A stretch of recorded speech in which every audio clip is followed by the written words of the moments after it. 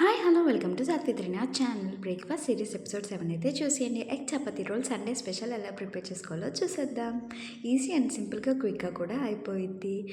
ఇది fibre content, protein content ఎక్కువ ఉండడం వల్ల మన వెయిట్ని మేనేజ్ చేయడమే కాకుండా డైజెషన్ కూడా ప్రాపర్గా అవుతుంది అండ్ మన బోన్ స్ట్రెంత్ని, మజిల్ స్ట్రెంత్ని కూడా పెంచుతుంది. ప్రాసెస్లోకి వెళ్ళిపోదాం. ముందుగా ఒక బౌల్ తీసుకొని గోధుమ పిండి, సాల్ట్, ఆయిల్, కొంచెం వాటర్ యాడ్ చేసుకొని మంచిగా మిక్స్ చేసుకొని మెత్తని డౌ లాగా ప్రిపేర్ చేసుకోవాలి.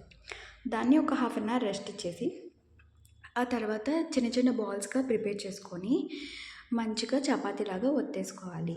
రౌండ్గా రావాలంటే ఒక ట్రిక్ చెప్తాను. రౌండ్గా ఉండే ప్లేట్ తీసుకొని చపాతీని ఒత్తుకున్న తర్వాత ఆ ప్లేట్ని ప్రింట్ లాగా పెట్టి చుట్టూరా ఉండే ఎక్స్ట్రా పార్ట్ని తీసేస్తే రౌండ్గా వస్తాయి చపాతీస్. ఇప్పుడు ఎగ్ రోల్కి మెయిన్ ఎగ్ మిక్చర్ ఎలా ప్రిపేర్ చేసుకోవాలో చూసేద్దాము. ఒక బౌల్ తీసుకొని ఉప్పు, కారం, ధనియాల పొడి, పెప్పర్ పౌడర్ యాడ్ చేసుకొని 3 ఎగ్స్, మేము ముగ్గురం కాబట్టి 3 ఎగ్స్ యాడ్ చేసుకున్నాను.